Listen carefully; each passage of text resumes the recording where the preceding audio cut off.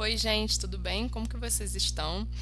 Então, no vídeo de hoje a gente vai falar um pouco sobre a teoria sintética da evolução, que é essa teoria que junta as ideias lá do Mendel e da genética com as ideias do Darwin e da evolução biológica.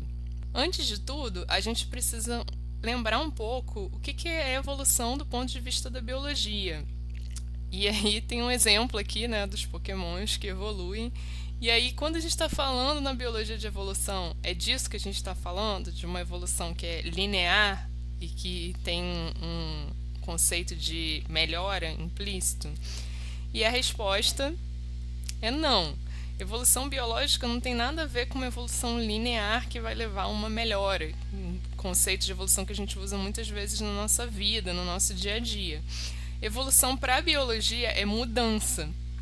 Então, quando os seres mudam, eles estão evoluindo. Não necessariamente essa mudança é uma mudança que vai ser melhor ou pior, porque melhor e pior também muitas vezes tem um juízo de valor, o que é melhor, o que é pior. A evolução é um tema muito presente nas provas do Enem por causa da habilidade 16, que tem a ver com compreender o papel da evolução na formação dos padrões e processos biológicos que a gente conhece. Então, sempre vai ter uma questão no Enem sobre evolução. Então, bora lá relembrar alguns conceitos e ver como que a evolução também dialoga com a genética. Então, a teoria sintética da evolução é uma teoria que ela dependeu de muitas pesquisas e muitos pesquisadores para serem elaborada. Mas de uma forma bem resumida, a gente pode considerar o seguinte, que o Darwin, quando ele propõe a evolução por seleção natural, ele não entendia os mecanismos de hereditariedade. Então, ele entendia que os seres vivos mais aptos sobrevivem, então eles têm mais descendentes, então o meio seleciona características que são mais vantajosas nesses seres vivos. Mas como que essa característica passa de uma geração para outra? Isso ele não entendia muito bem os processos biológicos por trás disso, né? O Mendel, ele é a primeira pessoa que começa a entender os padrões de hereditariedade, mas ao mesmo tempo ele não conhecia a estrutura do DNA, então ele não sabia exatamente o que na célula que determinava essa hereditariedade. Tanto Darwin quanto Mendel propuseram suas teorias lá no século XIX, mas um não chegou a conhecer o trabalho do outro. Já no século XX, na década de 1950, para ser mais exata, Watson e Crick propõem um modelo de DNA que decifra como que essa molécula vai se comportar e depois a gente consegue entender melhor os processos de hereditariedade a partir dessa molécula. E então, no século XX, surge a teoria sintética da evolução, que é uma junção dos conhecimentos até então de evolução com os conhecimentos novos da genética. A gente tem que lembrar também, para entender a teoria sintética da evolução, de alguns fatores evolutivos, que são a mutação, quando existe alguma mudança na sequência de nucleotídeos do DNA, a recombinação, que é a recombinação que acontece entre os cromossomos na hora da meiose. Então, na meiose, os cromossomos eles se separam aleatoriamente, então isso já gera uma infinidade de possibilidades de combinação na hora da formação dos gametas, e fora isso, na prófase 1 também existe a recombinação por crossing over. Então, são duas questões, tanto a mutação quanto a recombinação, que aumentam a diversidade genética dos seres vivos. Temos também a seleção natural, que a gente acabou de falar, que seleciona características vantajosas, e a deriva gênica, que é a flutuação da frequência dos genes por questões que são aleatórias, não porque esse gene é vantajoso ou não. Temos também a migração, que é quando um grupo de uma determinada população migra para uma outra região. Então, também aqueles genes daquele grupo que migrou vão ser levados para uma outra região. A gente pode dizer que mutação e recombinação são características do indivíduo.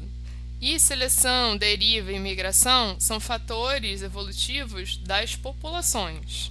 Em relação ao fator seleção natural, a gente pode classificar a seleção em três tipos: estabilizadora, direcional e disruptiva. Vamos ver cada tipo mais detalhadamente. Na seleção estabilizadora, o fenótipo intermediário é o fenótipo que vai ser selecionado. Então, aqui a gente tem um exemplo de besouros que vão desde uma cor verde mais clara até uma cor verde mais escura. Em uma situação em que eles vivam em florestas que tenham plantas de coloração verde médio, a tendência é que esses besouros que têm uma coloração intermediária, eles sejam selecionados, porque é mais vantajoso ter a coloração intermediária nesse ambiente, né? Então, os indivíduos que têm uma característica mais perto da média são selecionados e tendem a aumentar em frequência. E a gente chama essa seleção de estabilizadora. Na seleção direcional, um dos fenótipos extremos vai ser selecionado. Então, nesse mesmo exemplo dos besouros, supondo que uma parte da população migra para um ambiente em que a vegetação em que eles ficam seja mais escura. Então, nesse novo ambiente, ter uma coloração escura passa a ser mais vantajoso. E aí, cada vez mais, a gente vai ter besouros com coloração escura. Então, você tem um aumento da frequência em um dos extremos aqui da curva de fenótipos. E ainda numa terceira situação, em que essa população de besouros supostamente migrasse para uma região em que tivesse musgos verde claro e arbustos verde escuro. Então, tanto o fenótipo mais claro quanto o fenótipo mais escuro seriam vantajosos, porque os mais claros iam se esconder nos musgos e os mais escuros nos arbustos. E aí, quando a gente tem, então, essa seleção de fenótipos extremos, a gente tem a seleção natural, que a gente chama disruptiva. Existe uma variação na frequência dos alelos que não tem nada a ver com a seleção natural, ou com esse alelo ser vantajoso ou não. É uma variação que acontece ao acaso. Então, em populações que são muito pequenas, principalmente, essa variação ela pode acontecer ao acaso. A deriva gênica ela pode acontecer também se tiver uma catástrofe natural. Então, por exemplo, se tem um terremoto ou uma erupção vulcânica que atinge uma determinada população, os indivíduos que vão morrer, eles não vão morrer porque eles são mais ou menos aptos, vão morrer ao acaso, porque esse é um evento que a gente chama de estocástico, ele não é evento previsto ou que vai acontecer com uma regularidade, né? Então, a morte desses indivíduos é ao acaso, e os que sobrevivem, os genes que ficam nessa população também ficam ao acaso, não porque conferem uma vantagem ou uma desvantagem. Ou a gente pode pensar também em pequenos grupos que migram, e aí vão chegar num determinado local, e aí o que a gente vai ter é a frequência dos alelos desses indivíduos que migraram. Então, não tem vantagem e desvantagem aí também. E a gente tem um exemplo de deriva gênica na população humana, que é o caso dos africânderes na África do Sul. Os africânderes descendem de grupos de imigrantes europeus, especialmente de holandeses, e nesse primeiro momento de chegada, o grupo de colonizadores que chegou era de mais ou menos 20 pessoas.